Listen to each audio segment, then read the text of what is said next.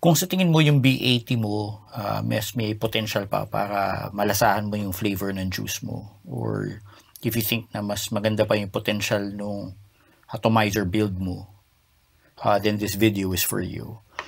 Dito pag-uusapan natin kung ano yung pins na ginamit ko, kung paano ko ginawa yung coil, kung paano ko siya winik, kung paano ko siya sinet ng wattage, kung ano yung vape experience, tsaka paano ko siya troubleshoot.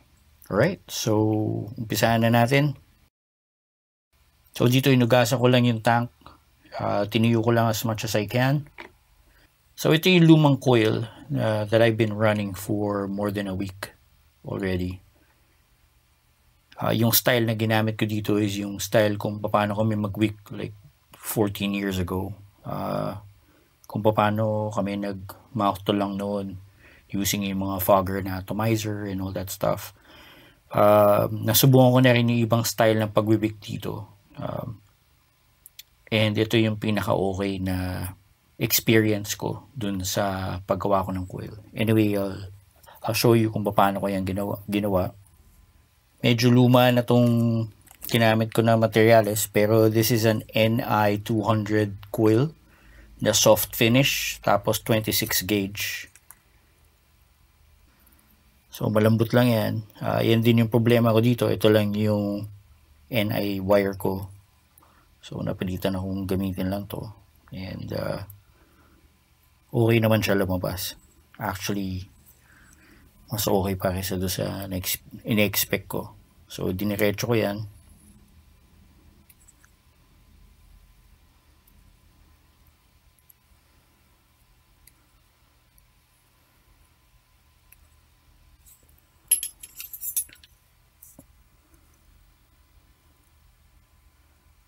So ang ginamit ko na coil size dyan is inside diameter 3 mm.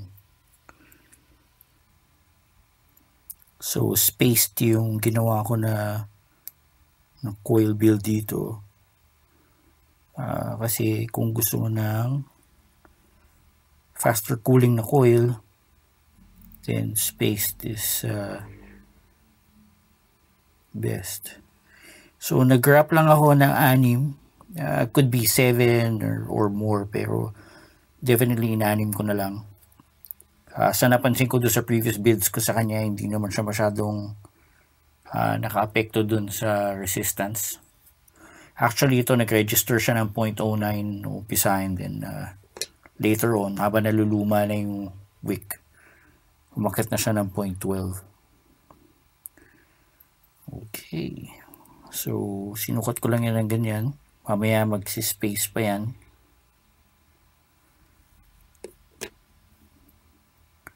Lakayan pa natin ng konti. Yan. Okay. So, tanggalin na natin yung luma na coil.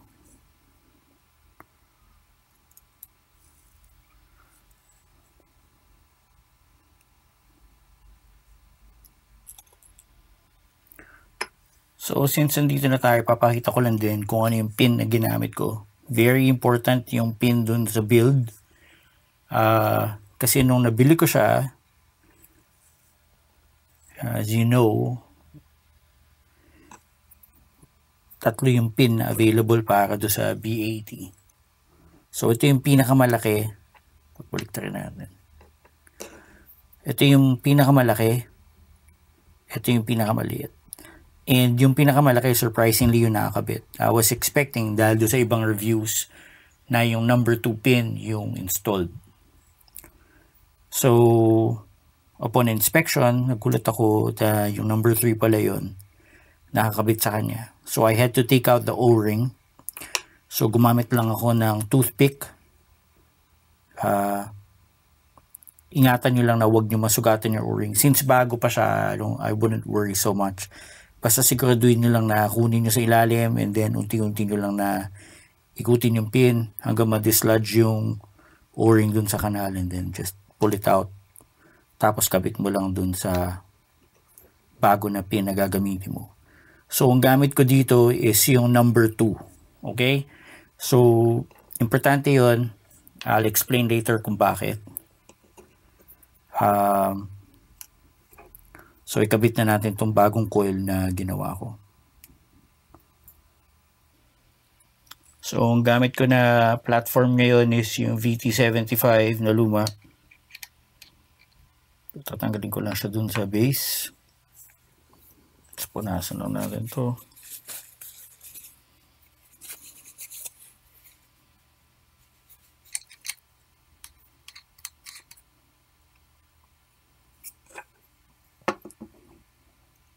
So isi-space out ko lang ng mas malaki yung coil para mapasok ko siya na maigi. Ayan. So once nagawa ko na yan, kung makikita mo, hindi ko siya diretso tinapat dun sa butas. Importante din yan mamaya. So hinata ko ng kaunti. Siguro 1 mm na mas pasok pa dun. Dinigpitan ko lang ng konti yung una. So pinakapit ko pa lang yan. Kung makikita mo medyo paling ng konti dito sa loob yan. No? Ayusin natin yan mamaya. So once kumapit na yan, inspect mo lang, tingnan mo kung properly canaled yung coil. Ako, I have to be nitpicky about it kasi soft build lang yung coil. Ibig sabihin yung coil ko is very flimsy. Kaya yung pag-wick ko mamaya dapat maayos din. Okay, so ang pagigpit dito, 2 daliri lang. Siyempre, para hindi malustad yung screws mo. Pag tumigil yan, dyan, bigyan mo na ng konting pinch. Hindi mo kailangan i-crank down na mabigat yan.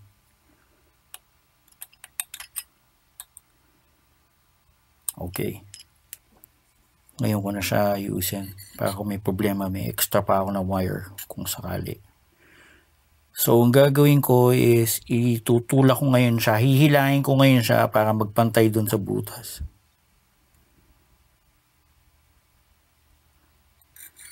Okay. Then, dito ko ngayon babantayan yung height. Okay. Yung height, kung paano ko siya siniset, iaangat ko ngayon to. Ayusin ko lang. Tapos papakita ko kung paano ko siya finalize. Okay, good. Kung makikita nyo, yung build na ginawa ko, meron siyang halos 1 mm na gap. Okay?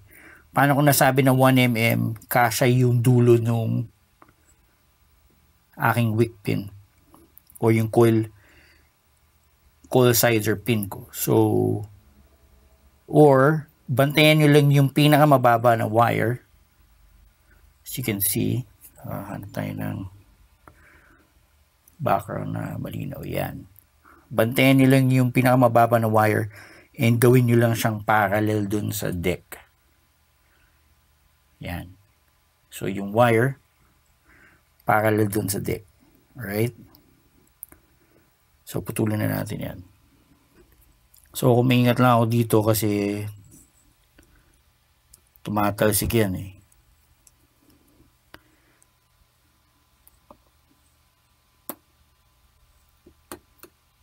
Okay, that's one.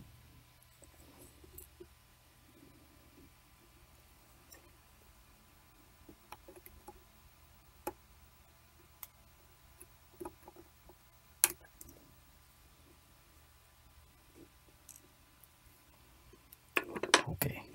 So, inspect.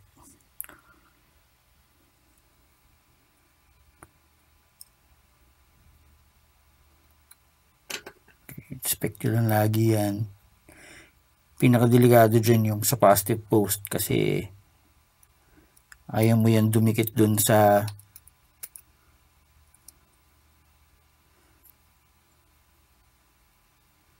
so ginagawa ko pag ganyan para sigurado bubuksan ko na ng konti ito.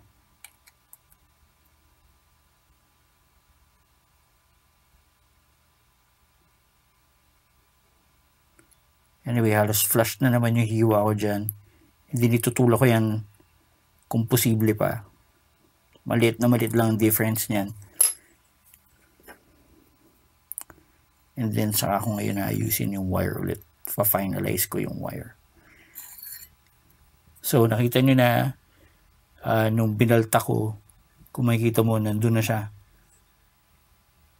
Diretso dun sa taas nung pin.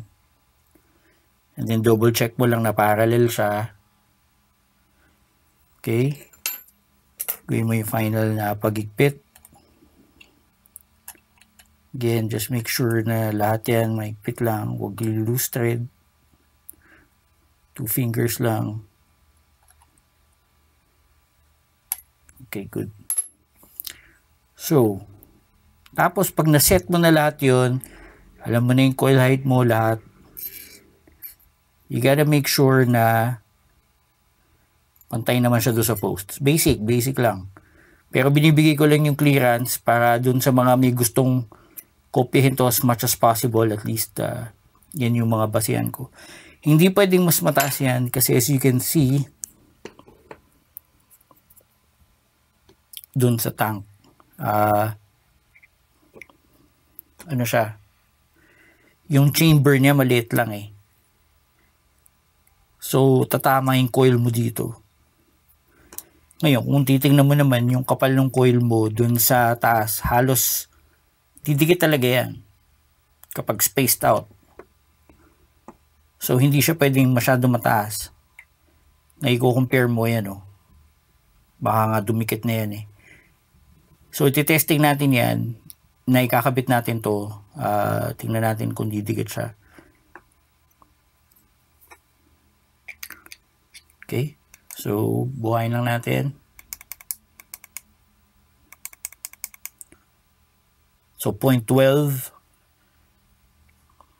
Yung resistance niya, testing lang natin. Kung mag-short. Okay, nagfa-fire.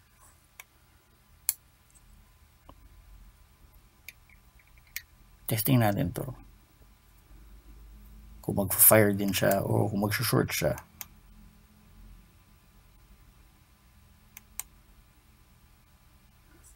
Okay, so nagfa-fire naman siya. Ayan, umakyat na ng 0.2 yung resistance niya.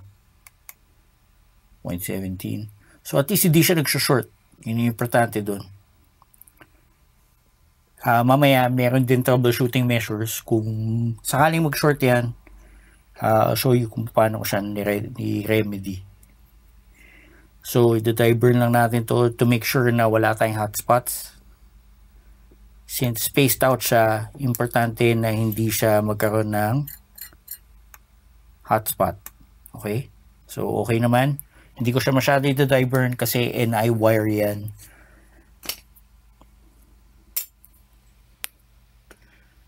And ngayon, dito na tayo sa pag-wick. So, normal na Muji cotton lang yung gamit ko. Hindi ko na muna kukunin yan kasi alam nyo naman, kailangan nyo pang balatan yan. You have to make sure na makuha nyo yung loob. Okay? Hindi na ginagamit yan.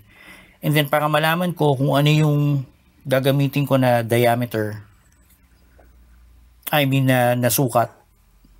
Para malaman natin kung ano yung gagamitin nating sukat dun sa coil is kung 3mm yung ginamit ko na inside diameter. So, hihiwa ko estimate ng doble nun. Okay? So, gawin ko lang na mabilis na guide. Okay? So, dodoble mo lang siya. Yun lang. Yung size niya. You don't have to be super exact. Wag lang mas konti. So, tabi na natin yan. Hindi din kailangan super pantay. So, at least kung nagka-problema ka dun sa umpisa na medyo maluwag, alam mo, mas may cotton ka pa dun sa likod, di ba? So, itapat lang natin for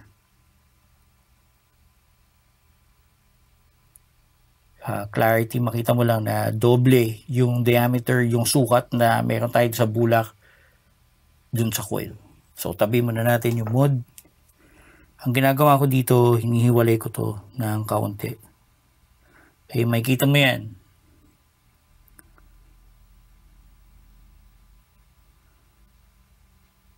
Just be gentle. Ayaw natin siya masyadong masira. Gusto lang natin siya mag-iwalay. Medyo makapal pa to. So, makikita mo na may mga areas na definitely medyo tight. Bubuksan mo lang lalo yun. Yan. Okay. Hindi ko na siya binulat-lat ng maigi. Importante din na mayroong mga parts na dense. Tapos yung mga areas na maluluwag. Magbe-benefit ka din doon. So, after mo siyang palakihin, estimate siguro isang lagpas ng width ng finger mo. No? You can give it a little more if you like.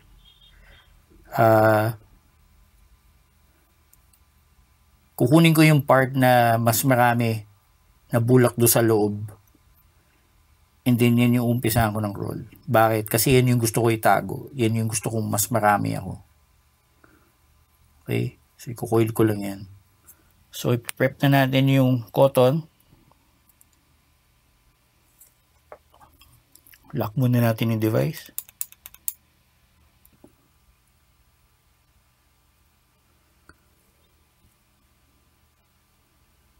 So, gentle lang yan yung paghatak ko dyan.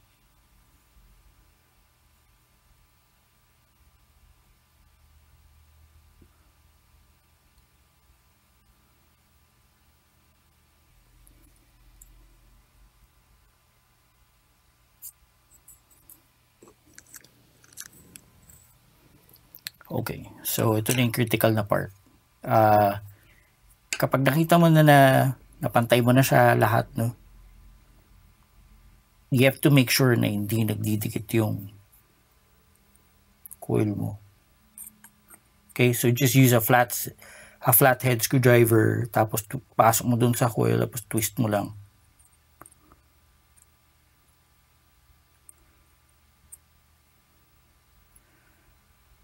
So, of course, isustroke mo pa yan ulit. Medyo mabusisi lang to. Yun yung reason kaya lumabas yung mga nano coil lahat kasi mas mabusising gawin to. So, hindi mo siya ipa-fire. Using mo lang yung mga spacing niya. Doesn't need to be super perfect.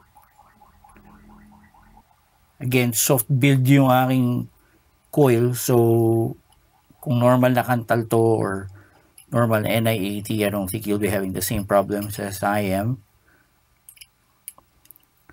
So, gagawin ko ngayon dito is i-fluff out ko lang siya ng konti. Bakit? Kasi gusto ko makita yung tunay na fluff nung bulak na ginawa ko. Ito medyo mas ipit ng konti. So, bubuksan mo lang yan.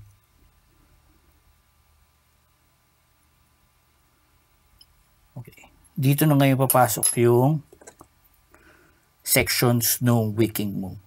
So, ginawa ko dyan, nag-imaginary line lang ako na divided by 3. Kukuha ko ng 1/3 ng bulak.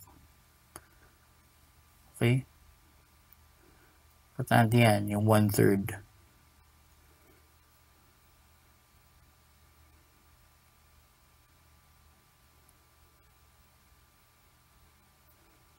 Okay? So, hiniwalay ko yan. Alright? So, ganun din dito sa kabila. Ako na 1/3. Estimate mo yung kapal nito.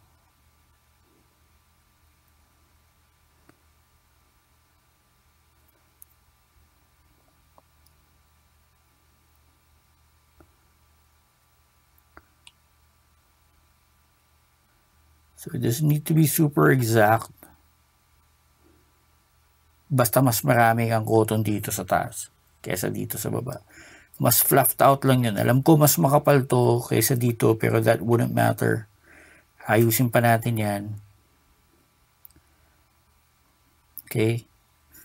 And ito, hihiwain ko lang na mababa. Mababa siya doon sa build deck. Ayusin ko lang yan. Yan, ganyan. Okay.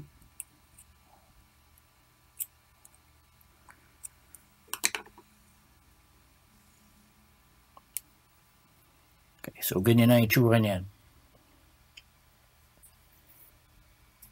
Okay.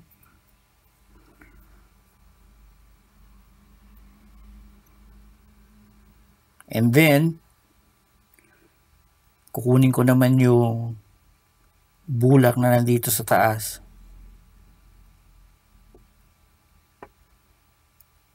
And paghihiwalayin ko siya ulit. Okay? So ngayon, tatlo na yung it's gonna form the letter Y pag napaghiwalay mo na sila.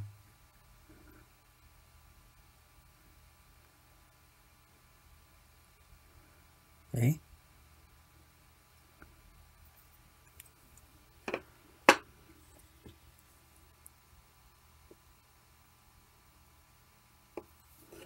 Okay.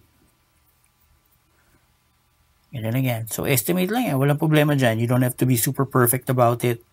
Mas critical yung nandito sa baba kaysa dito sa taas. And I'll show you why in a while. So, ang gagawin natin ngayon,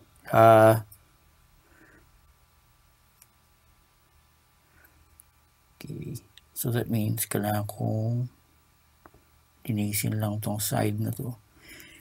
So, as you can see dun sa build deck natin, may butas dito sa gilid yan. May butas din dito yan sa baba.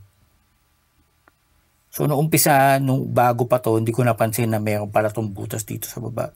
And dapat yan i-utilize. Nung hindi ko ginagamit yan, nung ine-eksakto ko lang dito yung build, I wasn't enjoying my vape. So, ang gagawin ko ngayon is ipapasok ko to. Yun nasa pinakababa mo na bulak, ilulusot mo yan. Kukunin mo lahat yun. Kailangan mo ilabas lahat yun.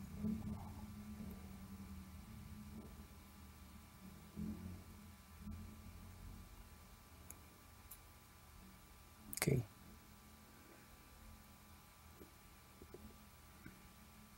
Okay.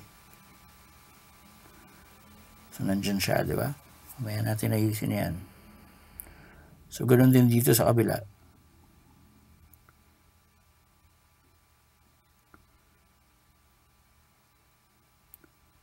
Ilulusot mo na lahat yun.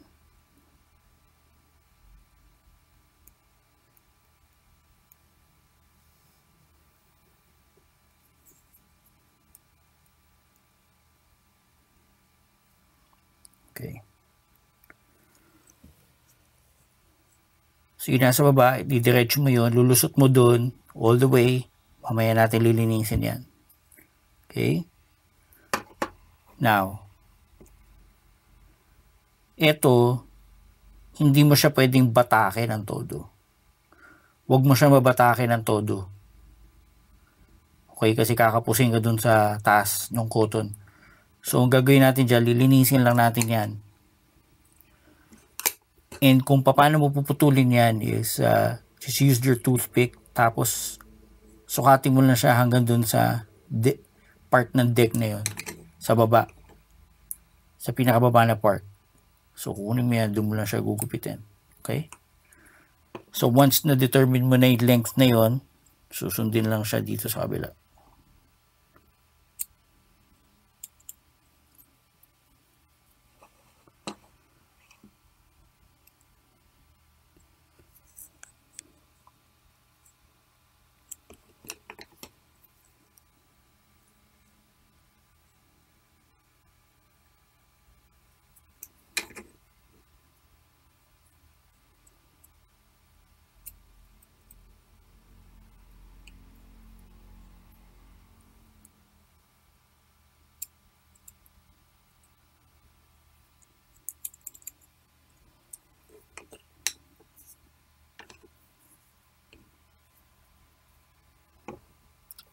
Okay.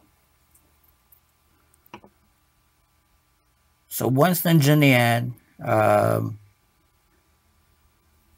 ang gagawin ko is i-emphasize ko palalo yung paghiwalay ng wick. So, lilinisin ko palalo yan. Okay? Meron din dito sa kabila. Kasi pag nag-fluff out yung cotton mo, maaaring bumalik yan.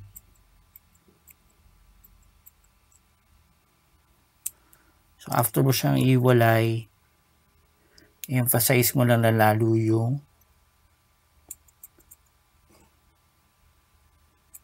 kanto.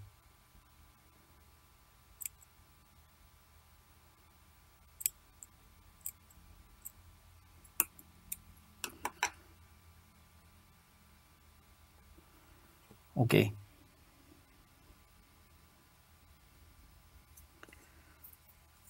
So, dyan ko na ngayon ipapasok yung part ng cotton na to, pero hindi ko na siya ilulusot dun sa baba. Okay, tatabi ko ng konti to, papasok ko to,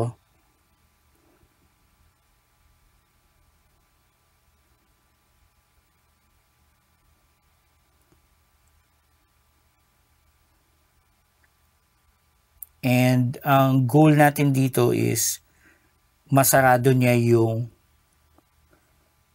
left side na yun. So kung makikita mo, hindi ko siya tinulak ng todo. So nandun pa rin yung fluff ng cotton mo sa taas. Diba? Kaya siya mahaba kasi gusto mo na coiled up pa din siya dito.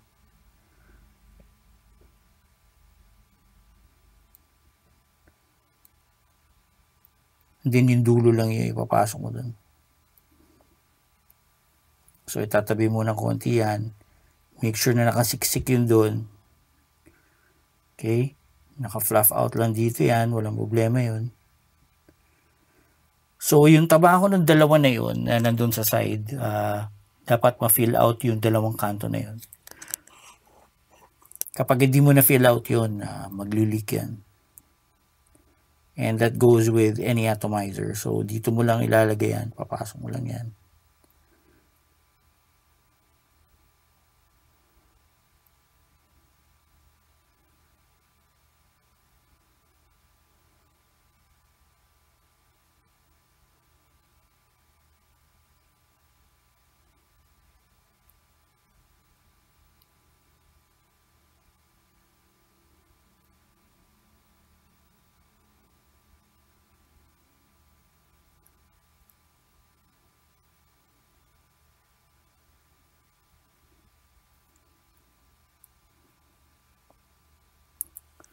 So kung makikita mo, medyo ano na yan, halos magkapantay na, ano lang naman to, parang pasobra lang dun sa pag-fluff niya. Okay, so ang gagawin ko ngayon is ititrim ko na to nasa baba. Okay, so ititrim ko lang yan ng ganyan. Ipa-fine tune pa natin yan mamaya. Papantayin ko lang para hindi na siya nahahatak. Okay. Yan, lagyan natin siya ng juice. So, ang gamit ko na juice is yung lumang Kraft na caramel butterball. Pero ito, diluted na to. So, 70-30 to. Tapos, dinilute ko na siya ng 60-40 na VG-PG. So, yung lasa nito, hindi na kasing lakas no original niya. Actually, ilang beses ko na din dinilute to. And ang purpose ko lang doon is kapag nagbibuild ako, ito yung una-una ko nire-refill. Kasi pag hindi ko nalasahan yung flavor na meron to, close to how it is na original, ibig sabihin, hindi ko na ma-maximize yung flavoring na nakukuha ko doon sa wick or doon sa build na ginawa ko. Okay? So, lalagyan natin siya.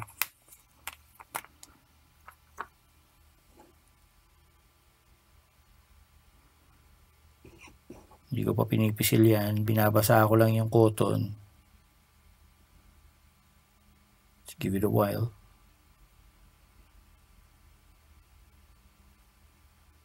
Usually yan, pag naglalagay ako ng cotton, nilalagyan ko din yung ilalim. Pero in this case, since nandun na siya, nakabuild na siya doon sa deck, hindi ko magagawa yun.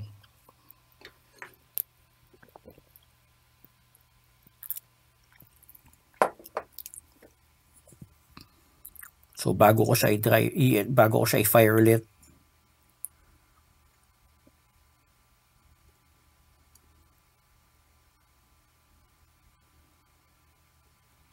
okay. Siguro lang natin na meron din yung mga sides. Ngayon, habang nandyan tayo, make sure lang natin na natatakpan yung mga butas na maigi. And kaya ko siya pinangalanan na triangle build is because you're forming an area na triangle dito sa cotton mo na open para mag-wick na maigi yung bulak mo. Okay, make sure na meron yun sa gilid. Ito nasa gitna.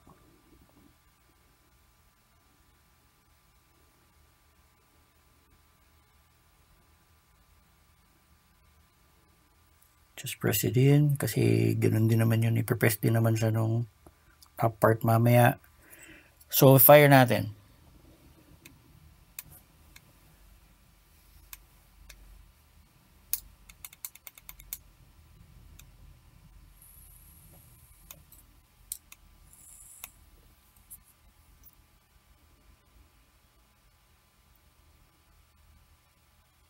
So, gusto ko lang masaturate siya. Tapos, isustroke ko lang ng konti ito. Okay? So, alam natin na wala na siyang hotspot. Nag-crunchy na siya. After ko siyang finire. Ano lang to? 18 watts lang yung gamit ko. Stroke natin ulit. Okay. Stroke natin ulit. Yan natin ng juice.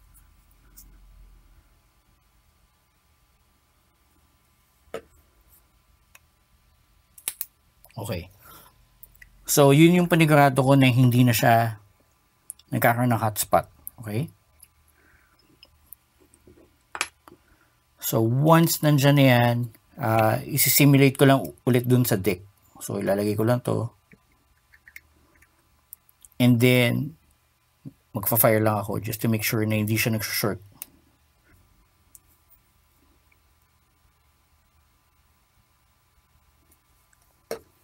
Okay.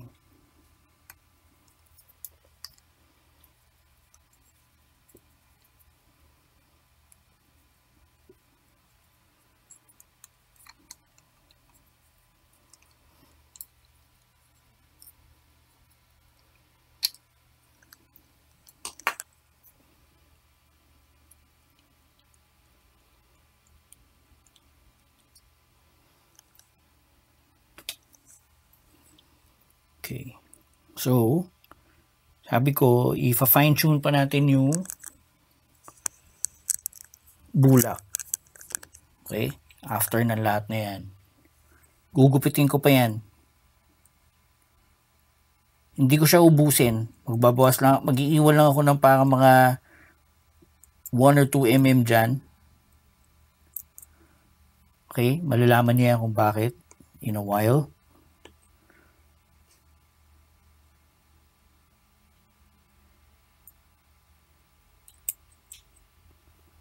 Okay, good.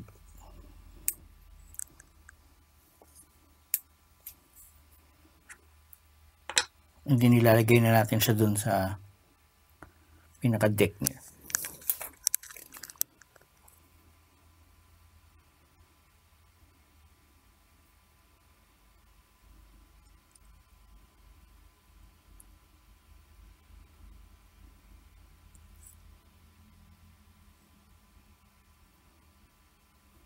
Make sure na pantay lang siya.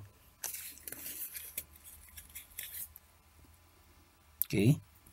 And then, siguraduhin ko lang na it's not getting in the way. So, makikita mo, magkaroon siya ng konting gap dun. Diba? Forming the triangle. Ngayon, kaya nag-iwan ako sa kanya kasi gusto ko yung wick na yun tumatama dito sa deck. Okay? So, ni-utilize natin pareho yung butas na to, pero ito tumatama sa deck. So, ganun din dito sa kabila. Tumatama yung bulak to sa deck. And nung ginawa ko yan, nagulat ako na ang ganda ng vape experience ko sa kanya dito sa tank na to, actually. Okay. So, kung nasan yung air hole, yun yung front. Okay. So, ipapatong na natin yung cap.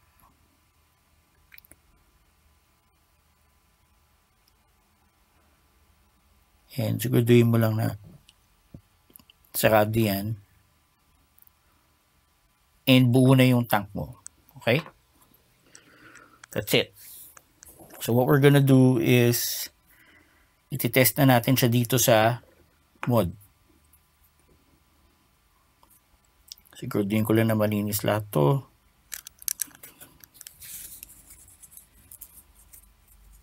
Walang tubig kasi hinugasan ko yan kanina, making sure na okay lang lahat.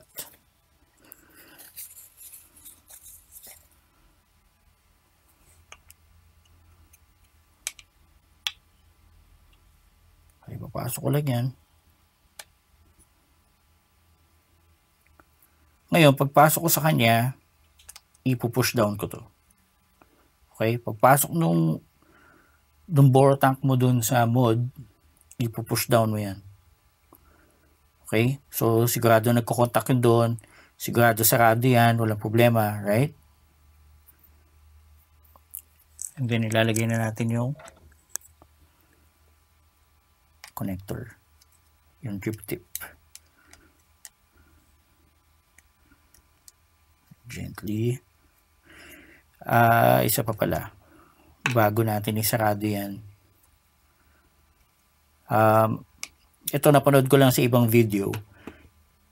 Malalaman mo na baliktad yung deck mo dun sa tank. Kasi pagka kinapa mo yan at sinipat mo, parang may mas magbabulge dito na bakal. Dun mo malalaman na baliktad siya. Okay? So, pay attention to that. Baka yung iba, nalilimutan lang na i-check yun. Basta yung may butas, yung may air hole, tapat mo lang doon sa fill port. Diba? Pasok. So, yan yung ginawa ko. Then, I pushed it down. Okay. Tapos, saan ako nilagay itong drip tip.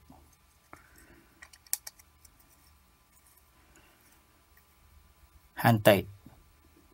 Hand tight. Hindi siya sobrang higpit. Hand tight lang, 2 daliri. Okay. Then, let's check.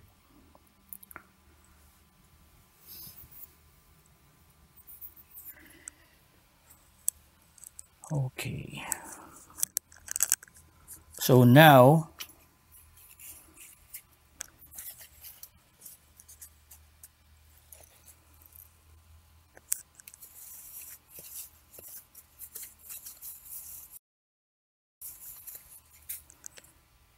ngayon, pag-usapan natin yung wattage. Yung pag-set ko ng wattage sa kanya, napansin ko dito kay B80 is pag masyado mababa, hindi kasi siya automatic na nagsiset eh. Pag masyado mababa, lumalabas sa kanya short circuit. So ngayon, dalawa na ngayon yung problema mo sa kanya. Kung short circuit siya, hindi mo lang kung short circuit na yung tangke mo, yung build mo, or hindi lang siya pumapayag dun sa wattage. Kung paano ko sineset yan, remember mo lang yung, hindi na natin papasukin masyado yung Ohm's law and all that stuff. I mean, through the years, ginawa ko na lang siya na pang layman's computation. Ang ginagawa ko lang dyan, 60. Tatandaan mo lang yung 60 minus kung ano yung resistance mo. So, kung 0.2 yan, 60 minus 60 minus 20, tanggalin mo lang yung point, and then more or less nasa around 40 yung desired mo na wattage. So in this case, naglalaro siya ng 0.12 kanina hanggang sa 0.2. Syempre hawak ko lang yun eh. So magbabago yun, di ba? So, tingnan natin. So, ngayon nasa 0.14.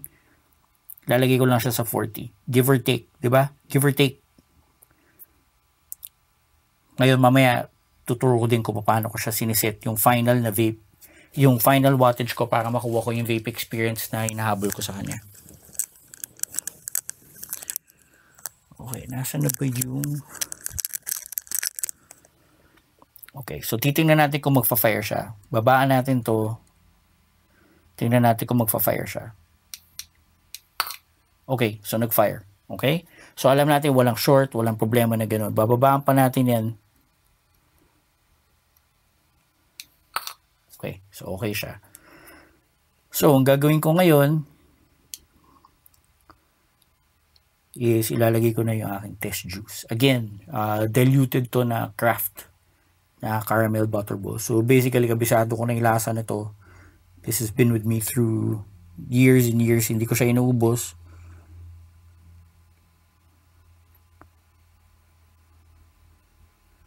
Ngayon, yung consistency nito o yung mix niya, dating 80-20 to eh. So ngayon, malamang nasa ano na to, 70-30.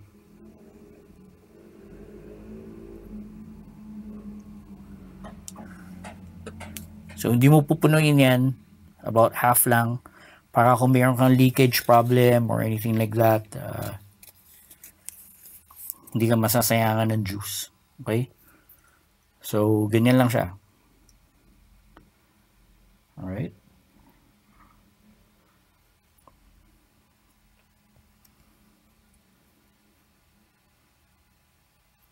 Okay, so test natin yung wattage na sinet ko sa kanya na 34. Alam ko mababa to eh. Pero para mapakita ko lang kung paano ko siya sineset. I need to taste it. So, tikman ko muna.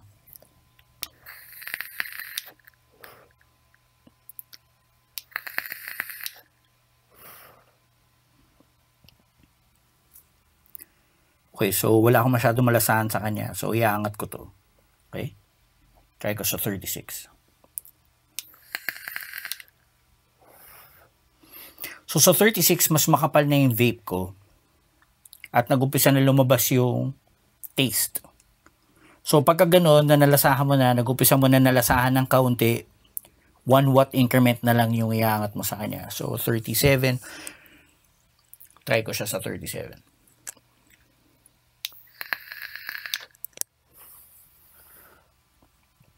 Tapos pakiramdaman mo kung mapal ba yung lasa or parang nabawasan siya. Okay? So magdadagdag ako ulit.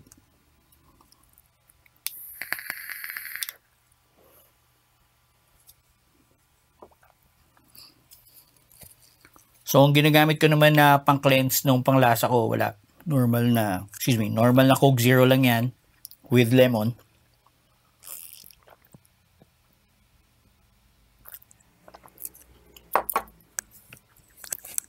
Wala na, masarap eh.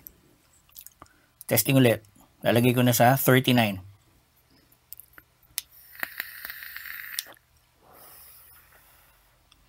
Yun, medyo umangat na ng konti yung experience ko sa kanya. Actually, pwede ko na siya iset dito, pero magta-try pa rin ako ng isa pang watt. Yung previous na build ko nito, sa 40 ko din siya sinet. Ngayon, habang naluluma yung coil ko, bumababa ng 0.5 yun hanggang sa point. Pero that's in a range of about 3 days bago ko siya gawin na ganun.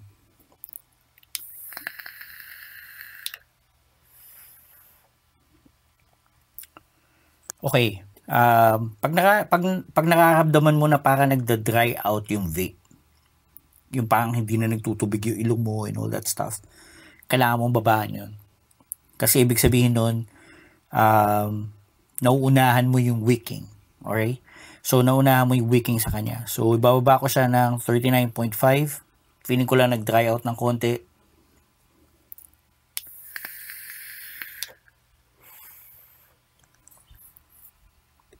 And doon sa nagsasabi na parang hindi masyadong malaking difference, kung yung build mo medyo maselan, talagang lalabas yun, magpapakita yun, magpaparamdam yung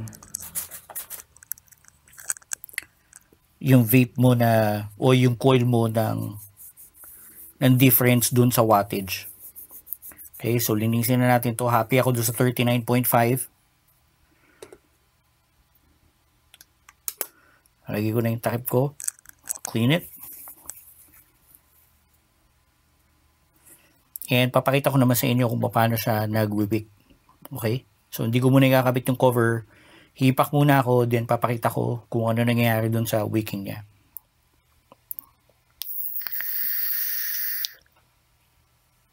So kahit na hindi siya Clapton coil, pakinggan nyo, crunchy build pa rin yan. Okay. So yung tendency nito habang humihipa ka, tinutulungan mo umakyat yung juice. So yun yung reason kung bakit ko pinili yung number 2 na pin. Kasi mas maliit yung air hole ko dun sa wicking holes. Para pag sinipsip ko siya, yung juice mo, sisipsipin mo din. So kung i-categorize mo ngayon yung level nung hipak mo from 1 to 5, 5 being 4 and 5 being a cloud chaser na hipak, yung todo na hit. Tapos yung 1 and 2 mo, yun yung mouth to lang. Ito, tune mo siya around 3. Enough para makakuha ka ng hangin and enough para maramdaman mo na pumapasok yung juice. Maramdaman mo yan dun sa vape mo. So, ulitin natin.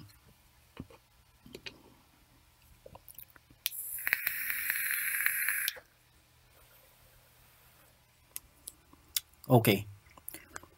Kaya makikita mo yan, habang nag-wick siya, yun, no? May mga na-bubble, di ba? Yung bubble na umakyat na yun, hindi yan nanggagaling dito sa sides. Yun yung mali ko dun sa pag-wick ko before, nung umpisa, nung bago sa akin to. Sinundan ko lang yung ibang mga builds, and nilapag ko doon sa deck, parang straw yan, di ba? So, kung yung straw mo hanggang dito lang, dyan lalabas yung exchange ng hangin mo para makapasok yung juice kasi nagbi-build up ng pressure dito yan. So, ang ginawa ko, binaba ko yun. Kaya nga siya triangle build para magkaroon ka ng space para makapag-wick to. Yun, may hangin na naman, may bubble na naman na lumabas. Malamang galing yun doon sa likod.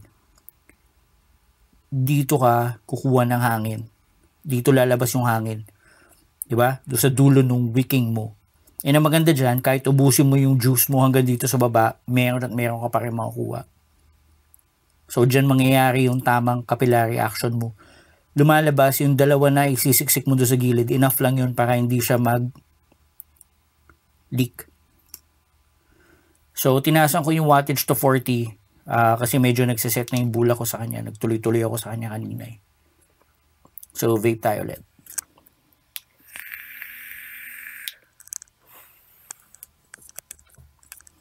Okay. So, kabit na natin to. Happy ako sa kanya. Kakabit ko na yung back panel. So, hindi naglilik yan. Ayun, no? Ito mo, nag-wick na naman ulit.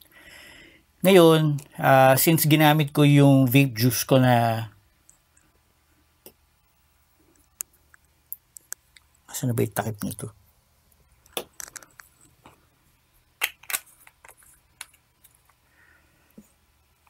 Na blend yung lasa niya. Dapat maramdaman ko dapat malasahan ko siya. Doon ko malalaman na na-reach ko yung peak nung build ko. Ito available pa din sa atin tong Deadwood. Yun na ngayon yung ginagamit ko next. So once maubos ko yun, fill-upan ko siya ulit nitong Deadwood. Bakit yung Deadwood yung gamit ko? Hindi ko ina-advertise yung brand, di ako connected sa kanila in any way. Sa experience ko lang kasi hindi naman siya ganun katapang yung lasa niya.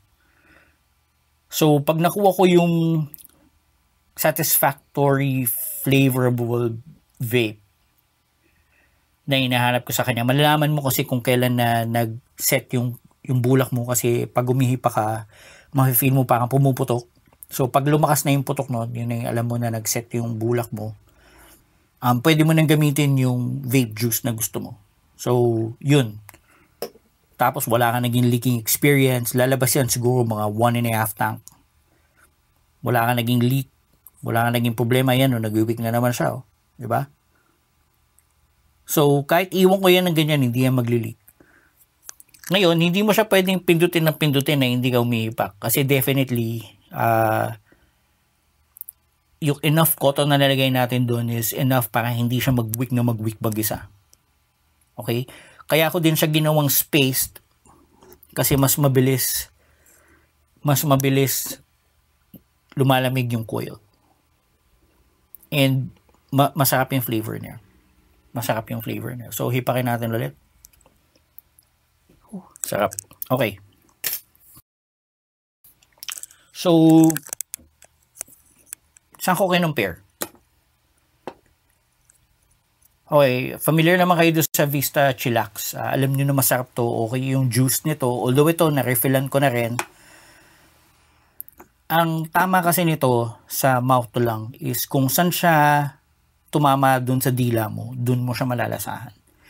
And then, kung medyo malakas or mahaba yung draw mo, malalasahan mo siya ng konti doon sa side ng dila mo, di ba?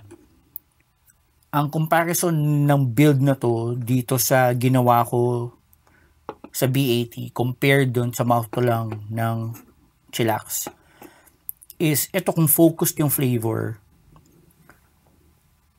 Ang experience ko dito is yung buong dila ko nalalasahan ko yung juice. Sama mo na yung gilid nung pisngi nung mouth mo plus doon sa taas. So it's a full vape. Yung flavor na experience ko sa kanya puno. Masarap to. Busog ako dito. Yun lang yung best way na ma-share ko yung experience ko pag kinumpara ko yung dalawa. Ngayon, definitely, konti lang yung yung vapor na makuha mo dito. Kasi mouth to lang siya. So, hindi ko din siya tinutuloy-tuloy. Hipa ko 1, 2, 3, papahinga ko to. Okay? Ito kahit mag-4, 5 ka na full vape. Pwede mong gawin dito. And kung sa tingin mong kinukulang ka, then yung level 3 mo na sip-sip, pwede mong gawing level 4. Diba? And then give it time to rest again para hindi lang masyadong uminit yung coil mo. Kasi plastic pa rin yung tank mo, all that stuff. Then after siguro 30 seconds to 1 minute, pwede nga mag-vape ulit. So, compare ko lang ulit dito sa Chillax.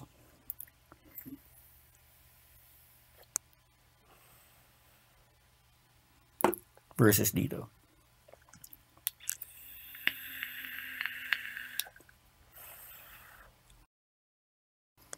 Okay, troubleshooting.